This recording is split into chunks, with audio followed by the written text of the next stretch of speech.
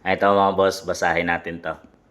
Nagkaisa na ngayon ang pink, yellow at red Marcos loyalist. Malabo na manalo si Sara Duterte from Jem Paredes.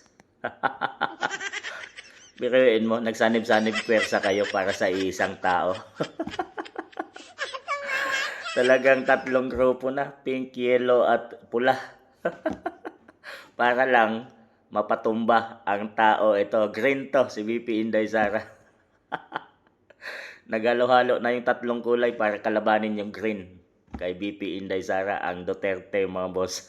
Talagang takot na takot talaga sila dito sa babaeng to na maupo at susunod na pangulo sa ating bansa.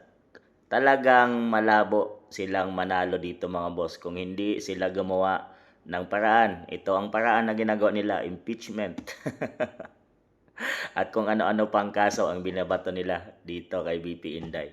Para lang mapilay at tagilid hindi makatakbo sa 2028 election. Kung talagang matibay kayo ang mapambato ng dilaw, pinklawan, or sino man yung ilalagay nyo, ang kanilang napupusuan mga boss na ay si Risa Hontiveros at Lini Robredo mga boss. Yan ang kanilang mga dalawang pambato.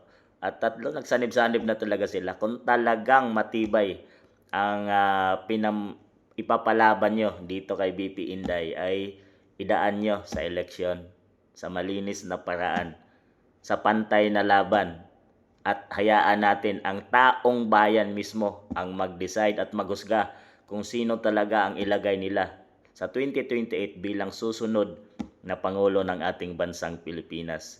Lumaban kayo ng patas, wag yung puro paninira.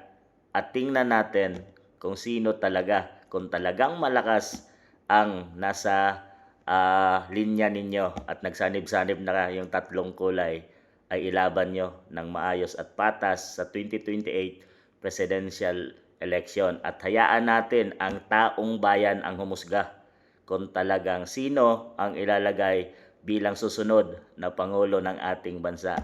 Kayo mga boss, malayo pa man, pero nasa inyong mga kamay, nasa ating mga kamay ang kapalaran muli ng ating bansang Pilipinas na ngayon ay talamak na ng korupsyon, walang investment at palubog na ang ating bansang Pilipinas. Nasa ating mga kamay mga boss, vote wisely.